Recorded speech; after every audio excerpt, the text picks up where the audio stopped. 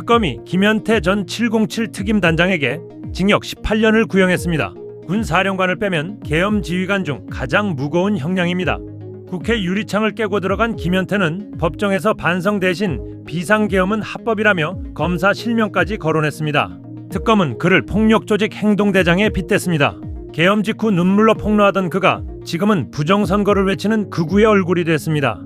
이 내용이 많은 분들께 알려질 수 있도록 구독과 좋아요 정중히 부탁드립니다. 김현태 전 특전사 707 특임단장은 내란 직후 눈물을 흘리며 상부의 지시를 폭로했지만 돌연 비상계엄은 정당했다며 입장을 바꿨습니다. 그 뒤엔 집회의 모습을 드러냈고 선거에도 나갔다가 낙선했습니다. 오늘 특검이 김 전 단장에 대해 반성은커녕 민주주의를 조롱했다며 징역 18년을 구형했습니다. 사령관들을 빼면 당시 연루된 군인 중 가장 무거운 형량입니다. 김지훈 기자입니다. 김현태 전 특전사 707 특임단장은 비상계엄 해제 닷새 만에 카메라 앞에 섰습니다.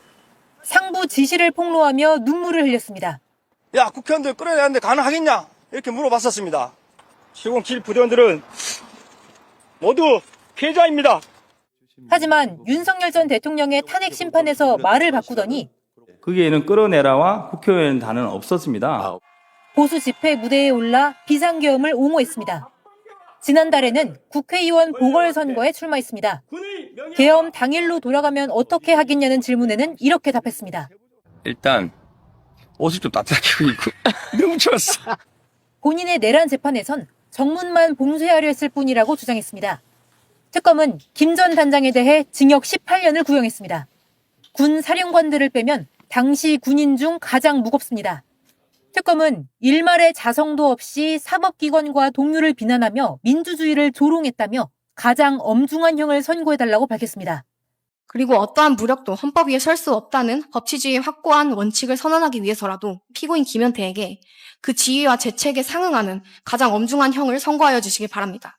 사랑하는 군이 정치적 희생양이 되어 무너지는 현실이 너무도 참담합니다. 저는 윤석열 대통령님이 옳았고 비상계엄에 동원된 모든 군인들은 무죄라고 확신합니다. 네, 최종 의견 낭독하도록 하겠습니다. 군 통수권과 군령권에 기반하여 다음으로 피고인 김현태에 대해서 말씀드리겠습니다. 피고인은 법정에서 비상계엄이 정당하였다는 취지로 진술하며 자신의 행위를 정당화하고 있습니다. 이처럼 반성하지 않는 태도와 더불어 피고인은 수사와 재판 과정 전반에서 방어권을 악용하여 사법 시스템 전체를 조롱하는 행태까지 일삼았습니다. 유튜브 채널을 반복하여 출연해 사실관계를 자의적으로 왜곡하며 여론전을 펼치고 수사 공판검사의 실명을 거론하며 비난하였으며 진실을 인정하고 반성하는 상급자마저 거짓으로 매도하며 사건을 정치적 이슈로 선동하였습니다. 헌법을 수호해야 할 군이 오히려 헌법을 침해하는 수단으로 동원되는 비극이 대한민국 역사에서 다시는 반복되지 않도록 하기 위해서라도 그리고 어떠한 무력도 헌법 위에 설 수 없다는 법치주의의 확고한 원칙을 선언하기 위해서라도 국회 사당 내로 무장군인을 데리고 난입한 헌정사상 유례가 없는 행위를 자행한 후 반성은커녕 헌법기관과 사법 절차를 비웃는 피고인 김현태에게 그 지위와 재책에 상응하는 가장 엄중한 형을 선고하여 주시기 바랍니다. 피고인의 객관적 행동이 이미 내란의 핵심 실행이었음을 명백히 보여줍니다. 피고인 최후 진술할 기회를 드리겠습니다. 가급적 간략하게 해주십시오. 네, 검찰 측 진술에 대해 먼저 말씀드리겠습니다. 검찰은 지난 18개월간 수많은 부대원들을 조사했음에 불구하고 근거 없는 허위 진술을 가지고 진실을 왜곡하고 있습니다. 두 번째, 12.12와 박희도, 김호랑 등을 소환해서 707 특임단을 악마화하고 부대의 명예를 모독하였습니다. 이는 이번 재판과 전혀 관계없는 주장입니다. 존경하는 재판장님, 2024년 12월 3일 비상계엄이 선포된 지 어느덧 20개월이 되었습니다. 많은 군인들이 수사를 받고 재판에 넘겨졌습니다. 저는 비상계엄이 선포된 직후 22시 31분에 사령관으로부터 전화를 받았고 45초간 짧은 통화가 전부였습니다. 707 특임단은 야간 훈련 준비 중이던 인원, 장비, 복장 그대로 출동했으며 국회에 도착하여 복귀 지시가 내려진 79분간 오직 건물 봉쇄 임무만 수행하다 복귀한 것이 전부이며 이것이 진실입니다. 저는 지금도 부하들이 걱정되고 그저 미안할 뿐입니다. 사랑하는 군이 정치적 희생양이 되어 무너지는 현실이 너무도 참담합니다. 지난번에 말씀드렸듯이 윤석열 대통령의 비상계엄은 헌법에 보장된 대통령의 고유 권한이며 절대로 불법이 될 수 없습니다. 또한 정상적인 자유민주주의 국가라면 국군 통수권자의 지시에 따라 움직인 군인들을 절대로 정치적 희생양으로 내몰아선 안 될 것입니다. 저는 윤석열 대통령님이 옳았고 비상계엄에 동원된 모든 군인들은 무죄라고 확신합니다. 부디 올바른 판단을 내려주시길, 억울한 군인들의 명예를 회복해 주시길 간곡히 부탁드립니다. 이상입니다. 예, 알겠습니다. 김현태 있잖아요. 아, 예, 예. 707 네. 특임 여단장. 윤호가 지금 하고 다니는 거 보면 참 정상이 아닌데 얘가 왜 저렇게 돼버렸을까 싶기도 한데, 혹시 이렇게 이제 그 관계자들 만나면 김현태가 어떤 자라고 하는지 평이 어때요? 일단 굉장히 안 좋습니다. 어떻게 안 좋아요? 그러니까 좀 또라이래요?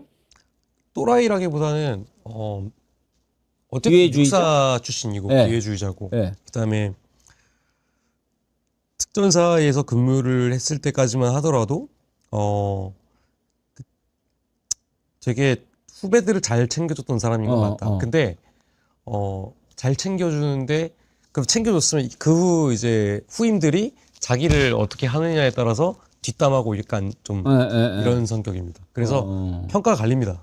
네, 그러니까 제가 봤을 때는 본인이 국힘의 모 의원하고 접촉을 하면서 파키스탄을 가려고 했는데 그게 실패하고 나서 조금 뭐랄까 자기 살 길을 찾은 거죠. 근데 그 자기 살 길을 찾은 게 죽을 길을 찾은 거지. 자기 무덤을 파는 행위였던 그렇죠. 거고. 네, 그래서 제가 봤을 때는 그냥 별도 못한 정치군이다. 제가 보기엔 네. 좀 모질이 같아요. 좀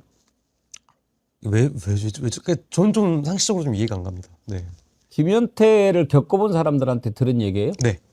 네. 어떤 게 제일 이상하대요? 예를 들면 지난번에 노상원 얘기하면서 네. 제일로 이상한 게 막 보면은 관상부터 보고 뭐 이런다는 거 얘기하셨잖아요. 네. 얘는 어떤 게 좀 특이하다고 그 그러던데요? 정도 그러니까 노상원의 그 견줄 정도로 또라이나 생각이 좀 특이하다 이런 그거는 아닌데 사람은 아닌데 엉뚱하고. 예, 그렇습니다. 네, 좀 엉뚱하고 그다음에 뭐 대부분의 뭐 특수한 집단에 있는 군 조직에 있는 사람들이 다 그렇겠습니다만 실제로 어떤 작전 임무 수행 같은 거는 장교들이 하는 게 아니라 부사관들이 많이 하거든요. 그러면 그 장교들에 대한 실질적인 평가를 들으려면 부사관들에게 직접 얘기를 들어야 됩니다. 근데 좋게 말하는 사람은 없습니다. 저는 얘를 좀 부족하다고 보는 이유가 얘가 군대 생활을 잘했으면 선후배가 있지 않습니까? 예. 그러면은 저렇게 하면 안 된다라고 네네. 정말 그 인생의 선배로서 군 선배로서 가르쳐주고 인도해주고 그런 선배가 분명히 있어야 돼요. 네네네. 너 그렇게 가면 안 되는 거야. 그거는 정의에도 어긋나고 너 이 앞길을 위해서도 옳지 않아. 이렇게 해주는 선배가 있어야 돼요. 네. 근데 얘는 없는 거예요. 왜? 지가 그렇게 살았으니까. 다 말렸다고 하더라고요. 말렸다? 예, 이쪽 진영으로 갈 때 네. 그 육사 선배들이나 하여튼 특전사 집단 안에 있는 사람들이 말렸는데 말려든 게 아니고 말렸다 그러지 말라고. 네, 네. 그랬는데도 말렸는데, 말을 안 들었다. 예, 그렇습니다. 네. 예. 평가가 좋지 않습니다. 얘기가 말을 안 듣게 생겼습니다. 네, 그러면 정문에 갔을 때 이건 테러 상황이 아니구나라고 판단했던 근거는 뭐였죠? 일단 사람들이 너무 많았고요. 예. 그래서 제가 말씀드린 대로 자의적인 판단이었다는 겁니다. 네. 제 경험을 바탕으로 이건 내부 테러, 내부의 어떤 인질극은 아니다.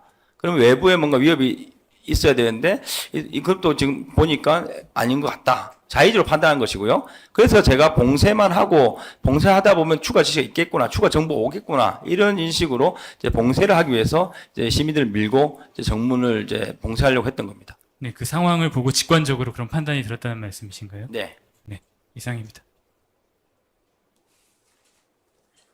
제가 몇 가지 물어보겠습니다. 지금 국회 정문에 도착해서야 테러 상황이 아니었다라는 취지로 그때 예, 자의적으로 판단했습니다. 예, 그때 인식하게 되었다는 취지인 것 같은데요. 그럼 왜 국회를 봉쇄하려고 했습니까? 봉쇄는 저희 주어진 명시된 임무였습니다. 그 명시된 임무에 대한 목적이 무엇인지에 대해서 생각하지 않았습니까? 자의적으로 뭐 생각을 해볼 수 있지만 우선적으로 주어진 임무이기 때문에 수행하는 과정에서 추가 지시가 올 수도 있다고 생각했고 수행하고 나면 봉쇄한 다음에 어떻게 하라는 지시가 올 거라고 예측했습니다. 예. 국회 내부에 진입하려고 시도를 했는데요. 지금 피고인 입장에서는 봉쇄하려고 한 것이다라는 거잖아요. 정문에서 들어갈 의도는 없었고요. 영상을 보시면 알겠지만 일렬로 벽을 타면서 시민들 국회에 들어갔지 않습니까? 네. 예, 그래서 봉쇄하려고 한 방법 중에 이제 국회에 들어간 것 같은데, 예. 봉쇄를 어떤 방법으로 하려고 했던 거예요? 봉쇄라는 거는 최초 계획한 거는 외곽에서 문을 다 잠그는 거였습니다. 예. 근데 정문에서는 이제 사람들을 밀어내고 인원으로 해서 이렇게 바리케이드 치듯이 막으려고 했는데 그게 안 됐기 때문에 안으로 들어가서 정문 안쪽에서 문을 장악하려고 했던 겁니다. 정문을 장악하기 위해서 그러면은 3층으로 가고 4층으로 가고 그랬던 거예요? 네, 그렇습니다. 그럼 내부 인원들은 어떻게 합니까? 거기에 대한 거는 저희 임무가 아닐 수도 있고요. 또 제가 그러면 정문의 문만 봉쇄하면 임무가 끝나는 건가요? 제가 명시된 과업은 그거였습니다. 봉쇄 후 확보하였기 때문에 제가 이제 건물 봉쇄만 생각했고, 왜냐면 저 들어간 인원 아시다시피 물론 뭐 다 들어가려고 했지만 제한됐지만 뭐 열 몇 명 들어가가지고 제가 뭐 거기 있는 사람들을 뭘 하려는 의도는 전혀 없었고요. 정문으로만 가서 문을 어떻게 해보려는 의도였습니다. 정문의 문을 봉쇄하는 것으로 목표를 달성할 거 생각했다. 예, 봉쇄하고 나면 지시가 나면 있을 것이다. 내부의 인원들은 어떻게 할 것인지는 생각하지 못했다. 네, 그렇습니다. 그리고 저희가 그래서 예. 정문을 봉쇄하기 위해서 3층 가고 4층 가고 전기도 차단하려고 노력했던 것이다. 그렇게 해석하면 됩니까? 말씀드린 대로 창문은 제가 자의대로 깨고 들어갔습니다. 그리고 나서 제가 2층으로 가서 소화기 맞지 않습니까? 정문 앞에서. 그 정문 앞에서 소화기 맞고 추가 지시나 통화가 없습니다. 제가 자의적으로 3층 가고 3층 가고 3층에서 그다음 사령관 전화를 받았기 때문에 그것만 보더라도 동선 자체가 정문을 가기 위한 동선이지 그 추가 지시 온 거는 3층에서 두 번째 소화기를 맞은 이후에 사령관 통화해서 사령관이 못 들어가겠냐. 그 정도까지 얘기했지 이 안으로 들어가면 뭐 본회장이 회장이 없었습니다. 예. 피고인은 지금은 이제 곽정근이 피고인에게 국회에서 국회의원을 끌어내라고 지시한 적이 없다. 네. 하고 있고 있는데, 계엄 이후 기자회견을 들어보면 약간은 그런 뉘앙스로 들리기도 해요. 직접적인 그런 표현을 쓰지는 않았는데, 150명이 되지 않았으므로 일단 막아봐라. 결국 막으라고 하는 거는 인원을 막으라는 취지로 보이기도 합니다. 네. 그 입장이 바뀐 건가요? 아니면은 제가 해석을 잘못한 건가요? 입장을 바뀐 건 아니고요. 저는 그 헌법재판소 증인 나가기 전까지 많은 국회의원들이 와서 대면 설명하려고 했을 때도 저만 안 갔습니다. 국민의힘 강선호 의원님 전 여단장하고 저를 불렀을 때도 저는 안 갔습니다. 예, 그 정도로 저는 제가 알고 있는 사실을 그대로 보도해야 된다. 그래서 어떤 국회의원도 만나지 않겠다 하는 스탠스로 탄핵 증인까지 갔고요. 기자회견 할 때는 저는 부하들을 살려야 된다는 생각밖에 없었고 제가 준비한 입장문만 읽고 오는 계획이었습니다. 근데 기자들의 질문이 시작됐고 뭔가 하나로 더 알려드려야 되겠다 이런 생각으로 말씀을 드렸는데 제가 당시에 12월 3일과 4일 새벽에 있었던 현장의 기억과 복귀했을 때 여러 루트로 듣는 정보들 어제 사령부가 어땠다 여단이 어땠다 이런 것들 그 언론에 나온 기사들 뭐 전부 다 내란이다 다 감옥 가야 된다 이런 거 복합된 정보가 이제 섞여가지고 이제 제가 사후에 정리가 된 나름대로 그 당시 12월 9일 기자회견 당시 기억은 현장 기억과 이후 기억과 나와서 들은 여러 가지가 복합된 거기 때문에 제가 답을 할 때 계속 반복된 질문을 해왔고 그런 뉘앙스는 맞습니다. 나중에 보니까 국회의원 끌어내라고 한 것 같았기 때문에 그걸 답을 한 것이지 제가 현장에 12월 3일과 4일 새벽에 그 생각을 했던 건 아닙니다. 예. 정리하자면 12월 9일 기자들 인터뷰 과정에서 말했던 거는 기업이 혼선된 것이다. 네, 그렇습니다. 오케이. 예. 당시 기자회견을 비춰보면 피고인도 그렇고 마치 증인의 부하들도 피고인의 부하들도 국회에 진입하는 이런 명령을 수행한 것에 대해서 오히려 보면 피해자인 양, 부당한 계엄에 임무를 수행한 것에 대해서 억울한 양 이렇게 진술하고 있는 것처럼 보입니다. 그러나 최근 피고인의 행태를 보면 반대로 계엄은 정당하였고 우리의 임무는 정당하였다라는 취지로 입장이 바뀐 것 같기도 합니다. 그 이야기를 제가 많이 듣고 있습니다. 예. 12월 9일 당시에는 제가 비상계엄 이후 복귀한 다음에 누구도 만나지 않았고요. 혼자서 언론만 보면서 그리고 부대원들하고 일부 들린 소문으로만 대응을 했기 때문에 기자회견 간에 국방부 장관을 많이 원망했습니다. 왜 우리한테 이런 지시를 했을까 하면서 국방부 장관을 많이 원망했고, 왜냐하면 그 전에 12월 6일 날 곽정사령관 유튜브 가고 할 때 12월 6일 아침하고 이렇게 곽정사령관 많이 이야기했지 않습니까? 곽사령관이 장관 원망을 많이 했기 때문에 저는 당연히 국방부 장관 때문에 지금 우리 특전사가 이렇게 피해를 보고 있다, 이런 인식하에 그 기자회견을 했습니다. 근데 그 이후에 이제 국조특위라든지 이후 이제 조사를 받으면서 제가 언론에 나온 게 사실이 아니라는 생각을 했습니다. 언론에서는 어디까지 나왔냐면 제가 윤석열 대통령하고 매일 술을 먹었고 비상계엄을 위해서 골프를 쳤고 그리고 노들섬에 사진 훈련했고 국정원과 백령도에서 비상계엄 관련된 훈련했다 등등, 그리고 전날 부대원들 대기시켰고 혈서를 쓰고 유서를 썼다는 식으로 수없이 많은 사전 준비를 했다는 그 프레임을 씌우기 위한 가짜뉴스가 쏟아졌습니다. 그리고 이제 모든 부대원들을 다 내란으로 다 감옥 간다는 압박이 있었고요. 그렇게 좀 왜곡된 잘 모르는 정보를 가지고 제가 기자회견까지 갔고, 그 이후에 시간이 가면서 많은 거를 이제 스스로 인식하게 됐습니다. 가장 큰 틀은 이제 비상계엄이라는 것은 헌법에 보장된 대통령의 고유 권한입니다. 대통령이 전시, 사변, 이에 준하는 사태인데, 이에 준하는 사태라는 것은 대통령이 단독으로 충분히 판단할 수 있는 권한입니다. 그렇기 때문에 제가 내란에 대해서 언급하지 않겠습니다. 이 비상계엄 부분은 분명히 대통령의 합법적이다고 저는 생각하고요. 그리고 당시 국군 통수권자와 국방부 장관의 지시를 받은 군인이 만약에 그 지시를 따르지 않는다고 하면 그거는 정상국가가 아니라고 생각합니다. 한 예를 들면요. 미국이 마두로를 체포할 때 델타포스도 미군 군인들이 6개월 동안 훈련했습니다. 그리고 아시다시피 미국 민주당에서 외국의 대통령을 잡아들이는 불법이라고 했습니다. 그 당시에 미군 군인들이 그걸 몰랐겠습니까? 다 알고 있습니다. 하지만 국가가 지시를 했기 때문에 그 군인들이 묵묵히 따르는 것이고요. 6개월 동안 비밀리에 훈련하면서도 그게 새어나가지 않는 것입니다. 이 군은 국가가 책임지는 것입니다. 군 통수권자와 장관이 지시했음에 불구하고 일어나는 모든 일들은 국가와 정부에서 책임지고 보호를 해야 되는 것이지, 저는 그래서 지금 재판받고 있는 모든 군인들은 죄가 없다고 생각하는 이유가 그것입니다. 내란과 별개로 비상계엄 선포에 대한 의견입니다. 물어보고 정리할게요. 지금 피고인의 진술을 보면은 비상계엄은 대통령의 고유 권한이므로 독자적으로 판단할 수 있고, 따라서 비상계엄은 합법적이므로 그에 따른 군인들은 임무를 수행해야 된다, 그거네요. 그렇습니다. 대통령이 어떤 목적으로 비상계엄을 하든 그거는 군인들은 알 바가 아니다. 알 바는 그 뜻은 아니고요. 그 내용은 몰랐지 않습니까, 저희가? 그래서 그거는 그러면 내란으로. 지금 상태는 어때요? 지금 현 입장에서는 지금은 우리 이 사건 발생했던 계엄은 정당하다고 판단하는 겁니까? 저는 비상계엄은 정당하다고 판단하고 있습니다. 그래요? 예, 알겠습니다. 이 정도 마치겠습니다. 예. 재판장님 잠깐 그 한마디만 더 물어보겠습니다. 예. 방금 그 피고인이 마지막에 한 말이 되게 위험하다는 거 알고 있죠? 어떤 말씀? 재판에서 불리할 수 있다는 거 알고 있죠? 비상계엄 정당하다는 말씀입니까? 예. 네, 제 생각을 솔직히 안 드렸습니다.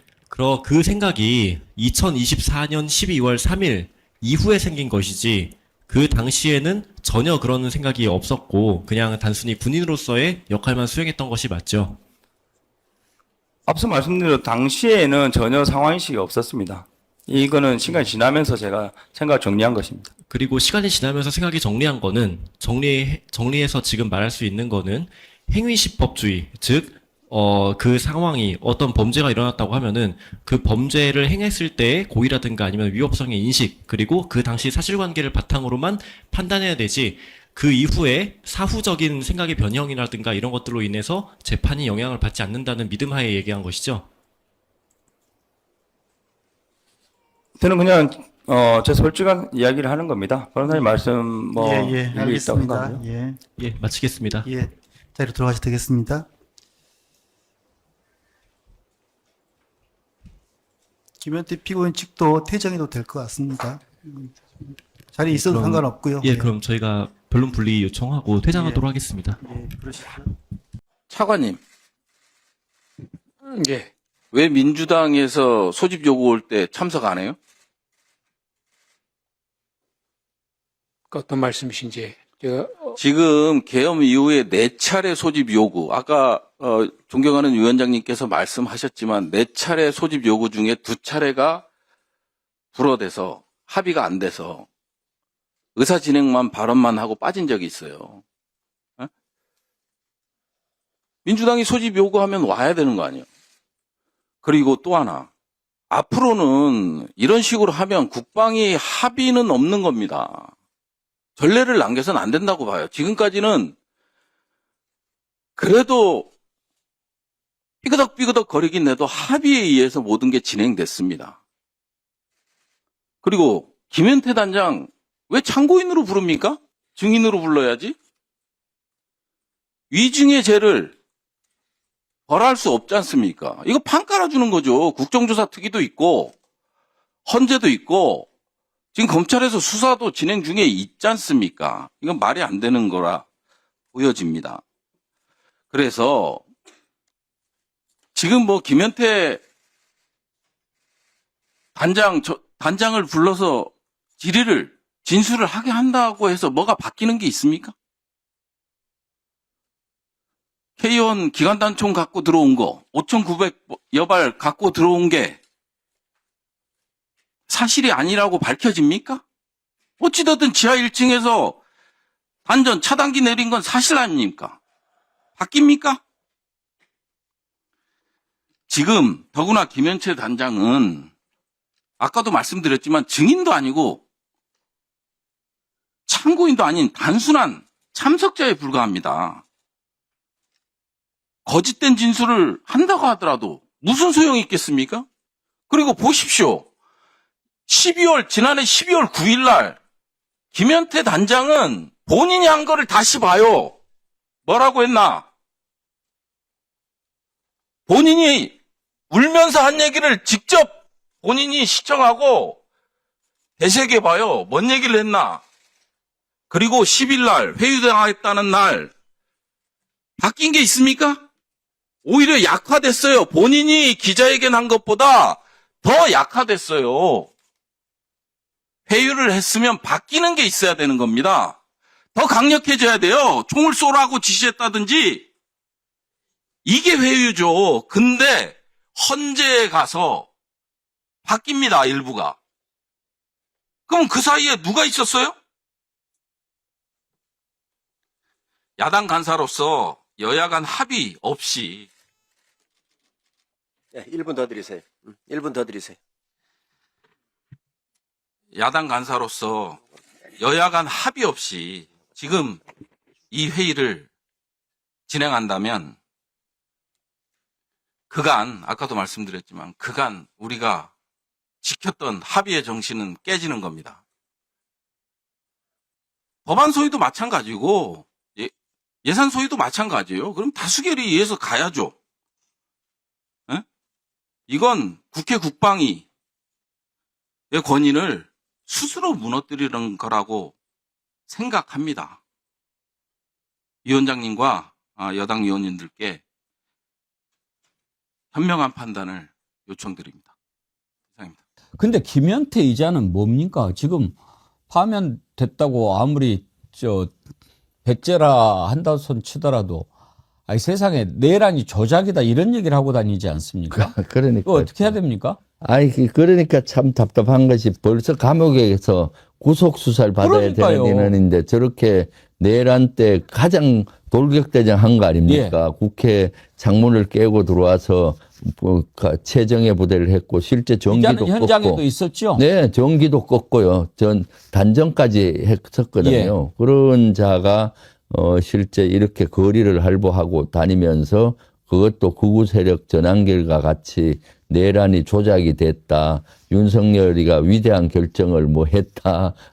그리고 그것만이 아니죠. 중국을 폄훼하고 뭐 짱깨 물러가라 뭐 이런 거에 구호를 외치면서 이것은 국가를 망가뜨리는 행동을 지금도 하고 있거든요. 지금 장교 출신으로서 진짜 창피하고 부끄럽고 분노스러운 이런 행동을 지금 하고 있고 지금 저걸 지켜보는 우리 열심히 일하는 우리 장병들 보기엔 어떻겠습니까?